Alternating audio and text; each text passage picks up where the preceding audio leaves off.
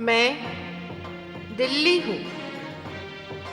मैंने देखा किस तरह मोहम्मद गौरी अपनी बेगम को गजनी भेजना चाहता था कि तभी कुतुबुद्दीन ऐबक वहां पहुंच गया। उसने मोहम्मद गौरी को इंद्रप्रस्थ में अपनी नाकामी की दास्तान सुनाई। मोहम्मद गौरी ये सुनकर आग बबूला हो गया। इधर मीर हसन पृथ्वीराज के पास पहुंचा। उसकी चिंता थी कि कुतुबुद्दीन ऐबक जैसे ही मोहम्मद गौरी से मिलेगा, वो लोग इंद्रप्रस्थ पर हमले की योजना बना लेंगे। उधर जयचंद राजसूय यज्ञ के विध्वंस से उभर नहीं सका था कि तभी विजयचंद ने उसे बताया कि मोहम्मद गौरी इंद्रप्रस्थ की सीमा के बिल्कुल करीब है। और जयचंद को इस बात का संतोष था कि पृथ्वीराज ने मीर हसन और चित्ररेखा को पनाह देकर सांप के बिल में हाथ डाला है। इधर चकोरी संयोगिता के पास आती है और इन दोनों की आपस की गलतफहमी दूर हो जाती है और वो दोनों सखियां बन जाती हैं। आओ पुत्र आओ, मैं तुम्हारी प्रतीक्षा कर रहा था। आओ बैठो।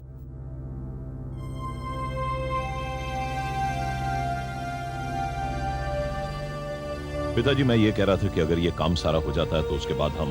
अन्नदाता की जय हो। क्या बात है द्वारपाल? अन्नदाता, मोहबा नरेश, महाराज परमाल आपके दर्शन की अनुमति चाहते हैं। मोहबा नरेश, उन्हें सम्मानपूर्वक अंदर ले आओ। जो आज्ञा अन्नदाता।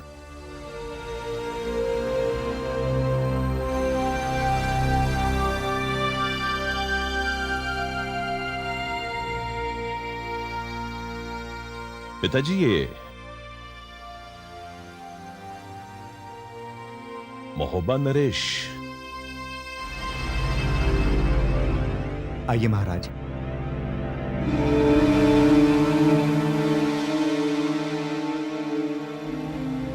प्रणाम महाराज। जीते रहो। महाराज, लगता है आप हमें भूल गए। ये आप क्या कह रहे हैं मोहबा नरेश? भला हम आपको कैसे भुला सकते हैं? हो सकता है गढ़ी सिरसा की घटना ने हमें आपकी दृष्टि में गिरा दिया हो। नहीं नहीं मोहबा नरेश, यह भ्रम तो आप अपने मन से निकाल ही दीजिए। बल्कि गिड़ी सिरसा की घटना के बाद जब आपने आला उदल को अपने राज्य से निकाला था, तो हमने उन्हें अपने राज्य में इसलिए शरण दी थी कि कहीं वो शत्रु के राज्य में न चले जाएं। वो आज भी हमारे पास आपकी अमानत है। महाराज, इसके लिए हम आपके आभारी हैं। हम तो केवल आपका दिया हुआ वचन आपको याद दिलाने आए हैं। आपने हमें वचन दिया था कि कन्नौज की राजकुमारी महोबा के राजमहल की शोभा बनेगी।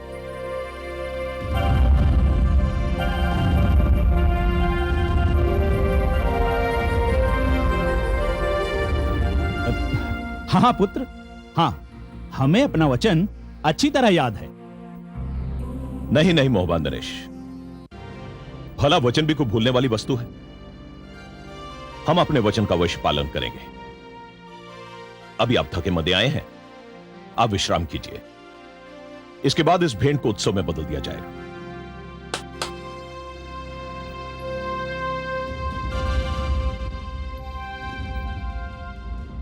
आज्ञा अन्नदाता। द्वारपाल, महामंत्री से कहिए कि वो मोहबा नरेश के विश्राम की व्यवस्था करें। जो आज्ञा अन्नदाता। महाराज, आपकी मित्रता पर तो कोई संदेह नहीं, वो तो महान है। लेकिन आज आपने यह भी सिद्ध कर दिया है कि आप वचन के भी धनी हैं। महाराज, आप विश्राम कीजिए। प्रणाम। प्रणाम।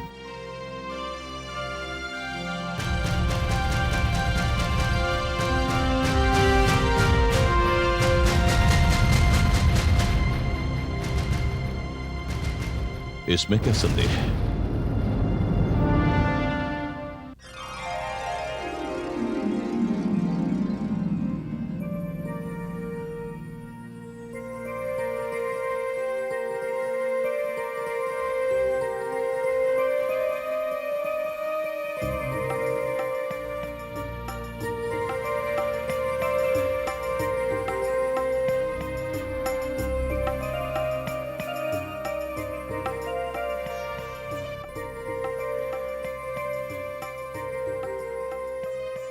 महाराज,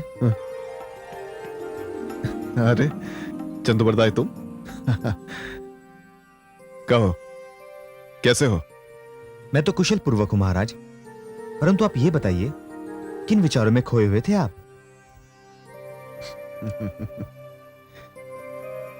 कविराज, जब व्यक्ति अकेला हो और किसी के विचारों में खोया हो, खास करके उस समय जब वो किसी से प्रेम करता हो, तो आप ही बताइए वो किसके विचारों में खोया होगा? कविराज, वो चंदा सा मुखड़ा हटता ही नहीं नजरों के सामने से, और जी करता है अभी उड़कर फिर से उसके पास पहुंच जाए। कविराज, क्या आपका जी नहीं करता? आपको याद नहीं सताती चकोरी की? महाराज, अपने दिल से जानिए पराए दिल का हाल। महाराज, जो दशा आपकी है, बस वही दशा इधर भी है। अच्छा, तो इसका अर्थ यह हुआ कि घायल की गति घायल जाने और न जाने कोई। बिल्कुल सत्य कहा आपने। मित्र, अब तो कोई ऐसा उपाय बताओ कि हम अपने मन की बात उन तक पहुंचा सकें।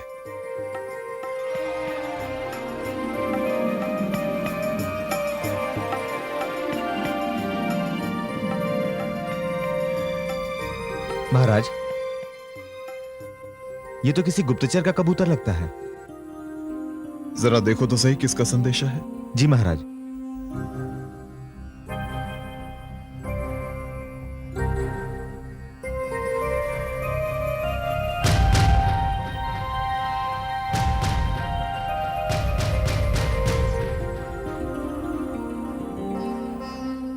क्या हुआ कविराज?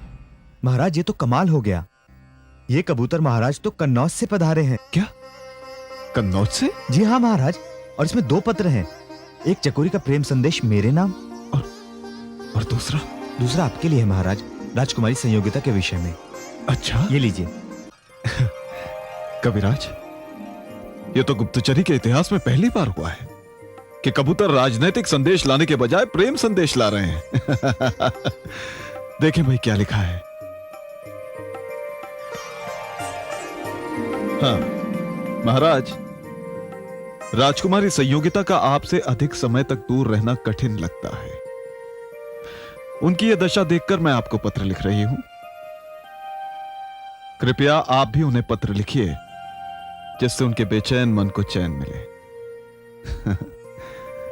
आपके पत्र का उत्तर पवनराज ही लेकर आएगा कन्नौज।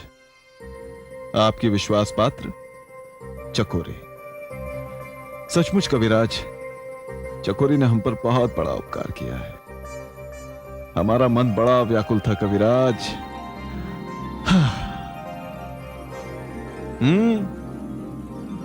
आपको क्या लिखा है चकोरी ने? पढ़िए पढ़िए। जी महाराज, पढ़ता हूं। हाँ चलिए। लिखा है, प्रिय चंद्रवरदाई, जब तक आप लोगों के सीमा पार कुशल पूर्वक निकल जाने का समाचार नहीं सुन लिया, मैं और राजकुमारी भय के सागर में गोते लगाते रहे। आपके दर्शन की प्यासी, आपकी चकोरी। तो इसका अर्थ यह हुआ कविराज कि जितनी आग इधर है उतनी ही उधर भी है। हाँ महाराज, और अब जितनी जल्दी हो सके पत्र लिखकर विदा कीजिए पवनराज को। अब ये बेचारा भी प्रतीक्षा कर रहा है उत्तर की। हम पवनराज को अधिक समय प्रतीक्षा नहीं करने देंगे।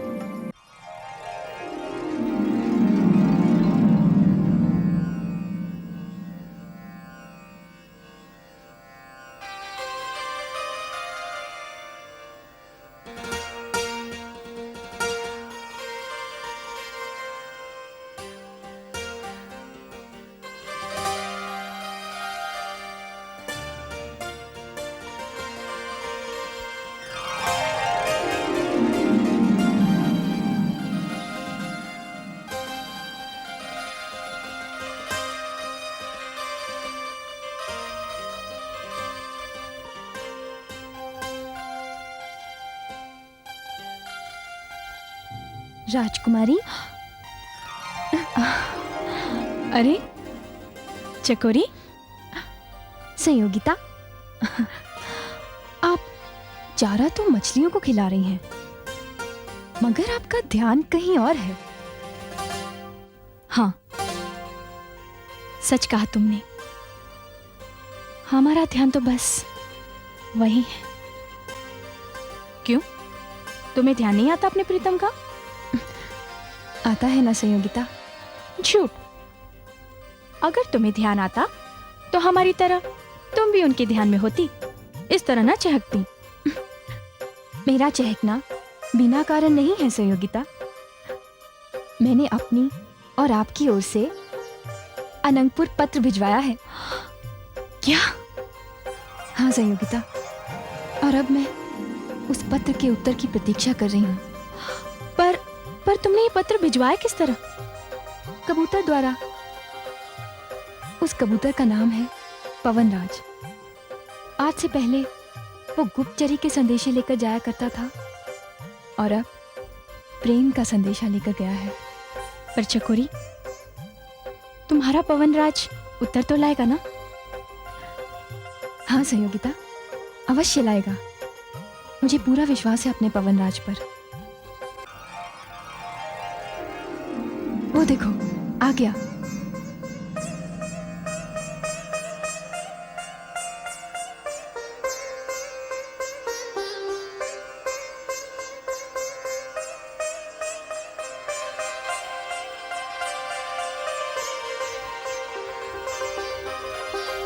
पवनराज, धन्यवाद तुम्हारा।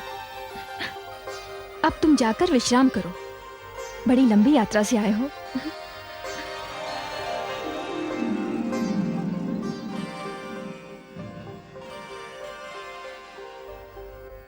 चकोरी, पवनराज तो तुम्हारा ही संदेशा लाए होंगे ना? नहीं राजकुमारी, इतनी स्वार्थी तो नहीं हूं मैं। सखी कहा है आपको, अगर आपका ख्याल ना रखूं तो काहे की सखी। संदेशा आपके लिए भी है। अरे, ये तो तुम्हारा संदेशा है। आपका संदेशा ये है।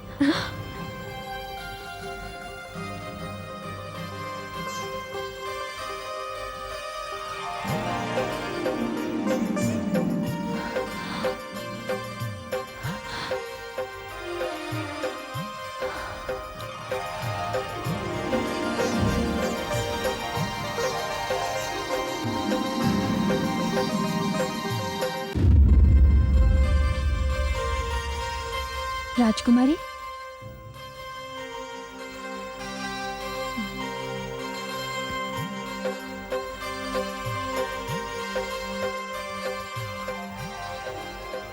राजकुमारी, क्या हुआ? चकोरी, हम तुम्हें कितना धन्यवाद दें। हमारे विरह वेदना से तड़पते हुए हृदय को तुमने इस समय प्रेम का वो मरहम दिया है जिससे हमारा अंग अंग आनंदित हो उठा है। इस पत्र से तो हमें महाराज पृथ्वीराज चौहान का स्पर्श अनुभव हुआ है।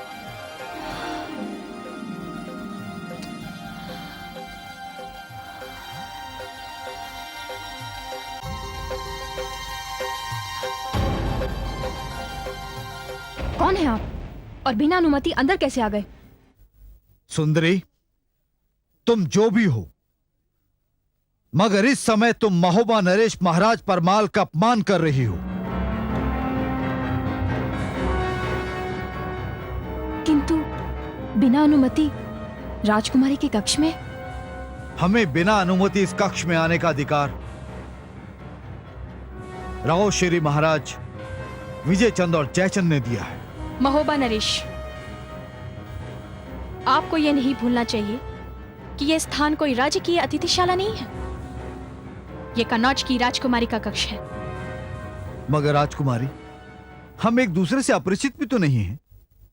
महोबा नरेश, परिचय का मर्यादा से कोई संबंध नहीं होता और राजपुरुषों को तो मर्यादा का अधिक ध्यान रखना चाहिए। सत्य तो यह है राजकुमारी कि हम महाराज जयचंद से मिलकर इतने प्रसन्न हुए कि यहां आने में शिष्टाचार का हमें ध्यान ही नहीं रहा। लेकिन गढ़ी सिरसा के बाद आप यहां आकर हमें भूल ही गई। नहीं महोबा नरेश, गढ़ी सिरसा के बाद याद रखने वाले किसी भी वस्तु को हम नहीं भूले।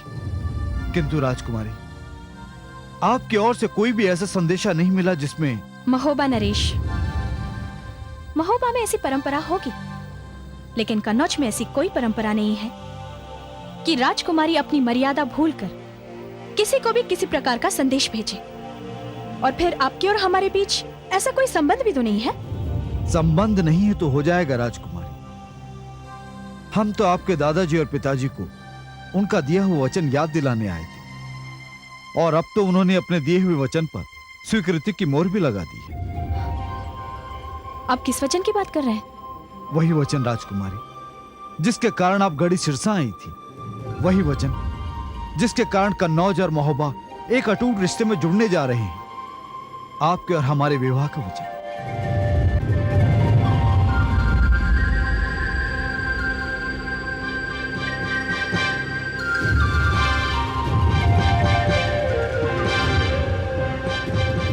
अब आप ही बताइए राजकुमारी, आपके कक्ष में आने के लिए अब भी किसी प्रकार की अनुमति लेने की आवश्यकता है? हम तो यही कहने आपके कक्ष में आए थे। अच्छा, हम चलते हैं।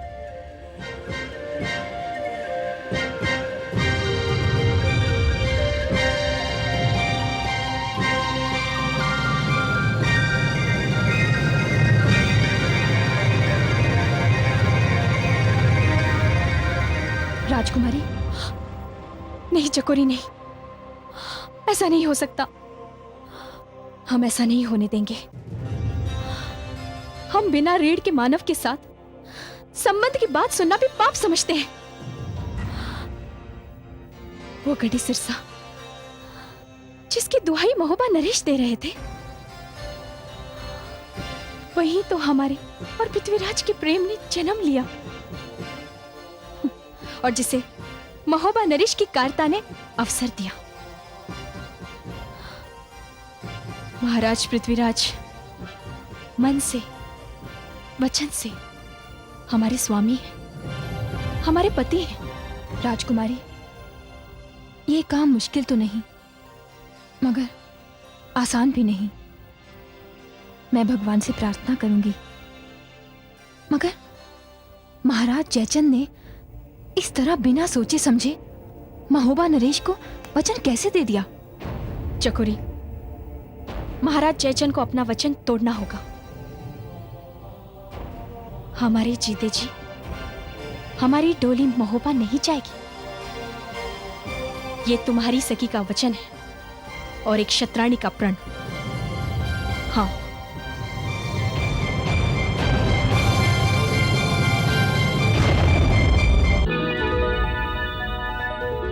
मासा, मासा, मासा। क्या बात है पुत्री? आज से पहले तुझे इतने क्रोध में कभी नहीं देखा।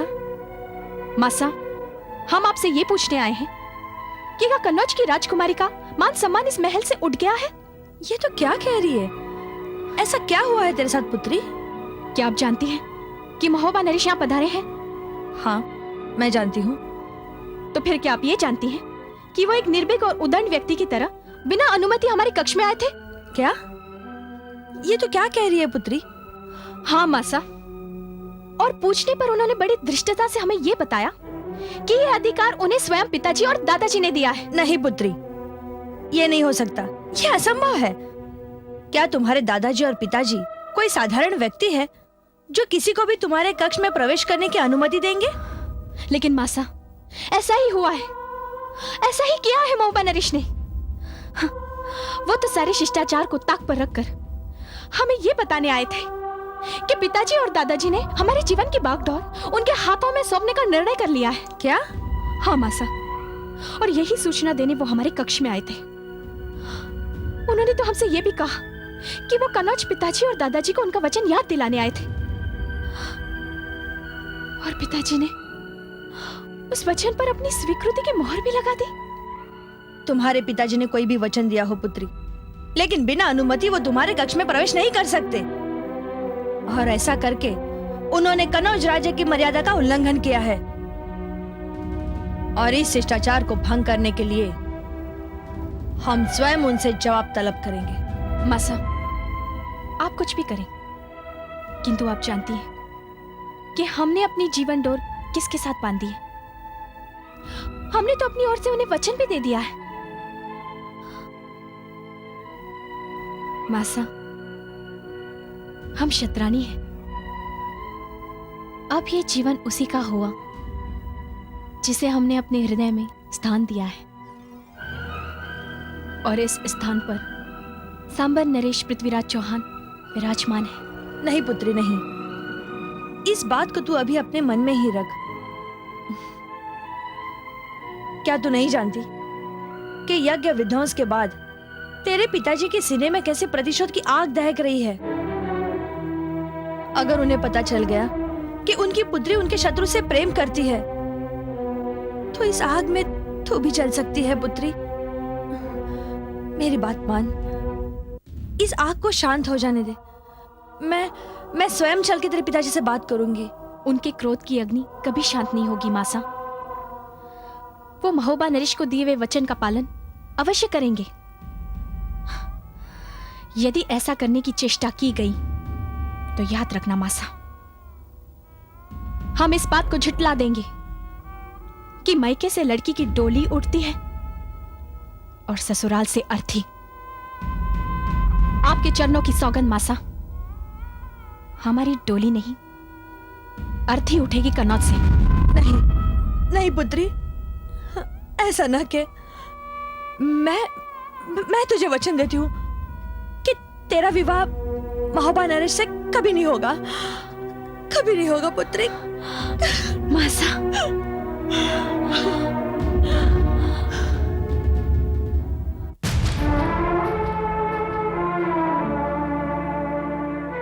हाड़ामीर, क्या कविचंद वरदाई का कन्नौज राज्य में आना पृथ्वीराज चौहान के षड्यंत्र का एक हिस्सा था? इस बात में रत्ती भर भी संदेह नहीं है महाराज, क्योंकि जब अतिथिशाला में हमारी भेंट कवि चंद्रदाई से हुई थी, तब उनके सेवक गण पर डांगे ने बड़ी दृष्टता दिखाई थी महाराज। वो तो मरने मारने पर उतारू हो गया था महाराज। तब कवि चंद्रदाई ने यही कहा था कि उसके मुख से इंद्रप्रस्थ की माटी बोल रही है।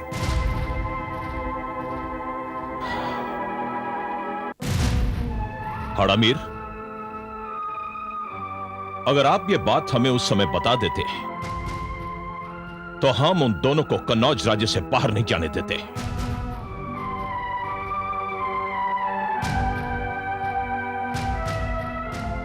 अन्नदाता की जय हो। कहो द्वारपाल। अन्नदाता, इंद्रप्रस्थ से महाराज पृथ्वीराज चौहान का विशेष दूत आपके लिए कुछ संदेश लेके आया है। पृथ्वीराज चौहान का दूत? जाओ और उसे धक्के मारकर बाहर निकाल दो। ना तो मैं उसकी शक्ल देखना चाहता हूं और ना ही मैं उसका कोई संदेश सुनना चाहता हूं। जाओ। जो आज्ञा अन्नदाता। ठहरो पुत्र, बैरी 7 जन्म का क्यों ना हो, मगर क्या तुम राजकीय शिष्टाचार को भूल गए? पुत्र, यह तो मर्यादा की बात है। जब तुमने पृथ्वीराज को सेवा करने वाला निमंत्रण पत्र देकर अपने राजपुरोहित को इंद्रप्रस्थ भेजा था, तो क्या उसने तुम्हारे राजपुरोहित का अपमान करके उसे वापस भेज दिया था? नहीं पुत्र नहीं, दूत के साथ ऐसा व्यवहार करना उचित नहीं है। ये राजकीय शिष्टाचार के विरुद्ध है। हाँ,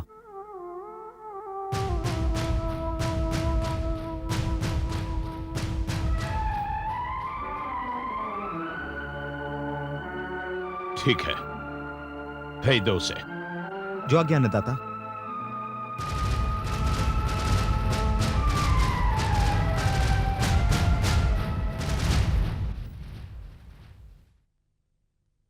आइए।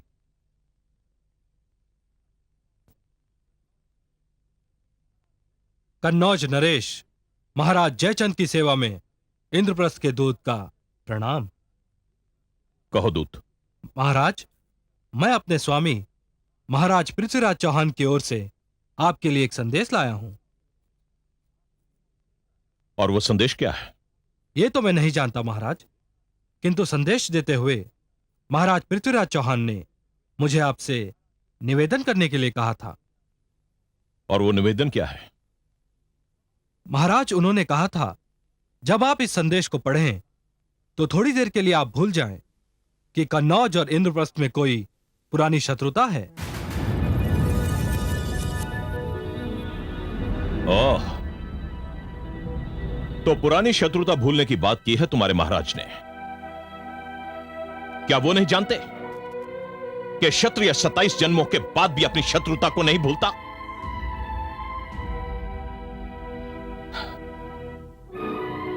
लाओ वो संदेश।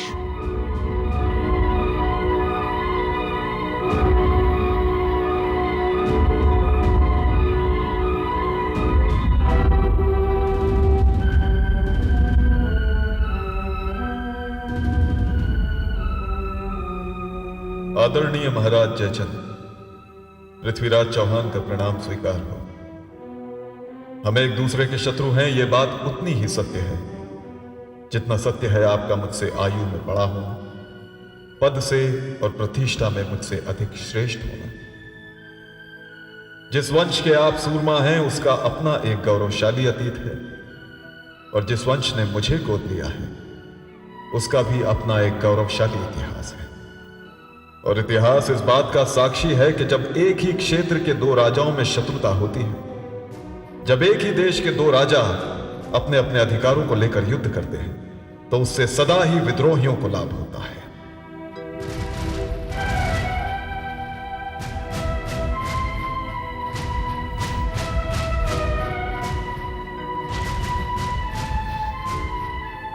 सच पूछिए तो हमारी और आपकी शत्रुता केवल आपके उस हट पर आधारित है कि आपको भी इंद्रप्रस्थ का आधा भाग मिलना चाहिए, जिसके कारण हम दोनों एक दूसरे के रक्त के प्यासे हो रहे हैं। आप अपना राज्य बढ़ाने के लिए और हम अपना राज्य बचाने के लिए। महाराज जयचंद, विधाता ने पहली बार हम दोनों को आपस की शत्रुता भुला देने का एक सुनहरा अवसर दिया है। गढ़ी सिरसा की विजय के बाद मैंने आपकी बुद्धिमती, विदुषी, सौंदर्य की प्रतिमा पुत्री राजकुमारी संयोगिता के दर्शन किए हैं।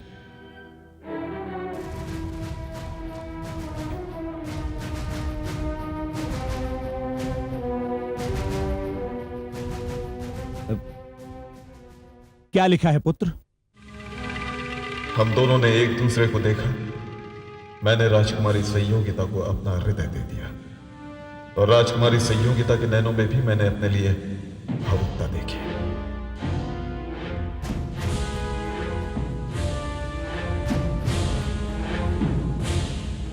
महाराज, शायद प्रकृति नहीं चाहती कि हम एक दूसरे के शत्रु रहें, बल्कि प्रकृति तो चाहती है कि हमारी शत्रुता मित्रता में बदल जाए और कन्नौज की राजकुमारी पुत्रवधू बनकर इंद्रप्रस्थ आ जाए।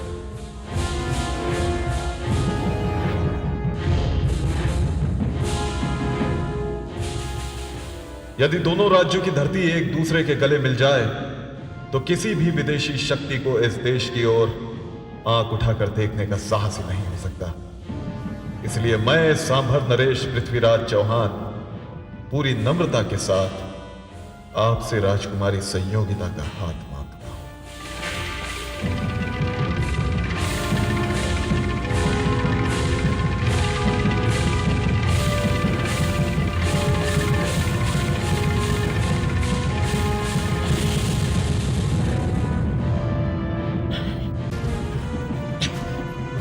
यह नहीं हो सकता।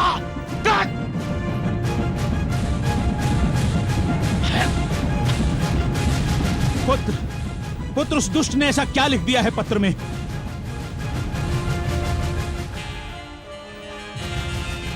दूत, इससे पहले कि हम तुम्हारा वध कर दें, जाओ, निकल जाओ यहां से। किंतु महाराज, इसका उत्तर? उत्तर देखा नहीं तुमने? हमने उसके संदेश को अपनी जूती की नोक के तले मसल दिया है। जाओ, कह दो उसे, यही उत्तर है हमारा। जाओ। जो आ गया महाराज। बताते क्यों नहीं पुत्र? आखिर लिखा क्या है इस पत्र में? क्या लिखा है? क्या लिखा है पिताजी? उसने हमें गाली दी है। गाली? हाँ पिताजी, गाली। उसने आपकी पौत्री और मेरी पुत्री संयोक्ता का हाथ मांगा है।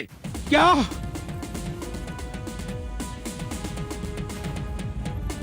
जिस अनंत पाल तोमर ने तुम्हारे पिता का हाथ काटकर उसे अपंग बना दिया है, उस हत्यारे का गोद लिया हुआ बेटा आज हमसे हमारी पौत्री का हाथ मांग रहा है। महाराज, हम पृथ्वीराज चौहान से ऐसे मूर्खतापूर्ण प्रस्ताव की आशा नहीं करते थे। हड़ामीर, जी तो चाहता है कि सेना को आदेश दूं और इंद्रप्रस्थ पर चढ़ाई कर दूं और पृथ्वीराज चौहान का सर काटकर उसके मृत शरीर को घसीटता हुआ यहां ले आऊं और उसके सर को कनौज के किसी चढ़ाई पर लटका दूं।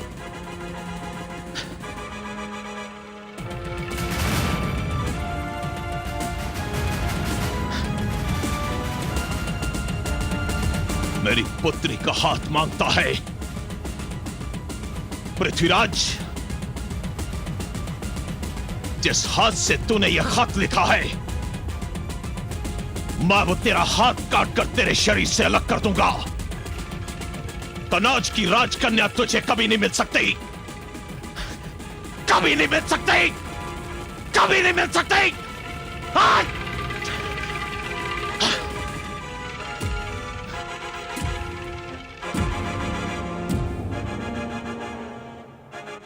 तुझे इस अपमान की कीमत चुकानी पड़ेगी पृथ्वीराज चौहान, बहुत महंगी कीमत चुकानी पड़ेगी। तेरी इस धृष्टता को कन्नौज के लोग कभी माफ नहीं करेंगे, कभी नहीं।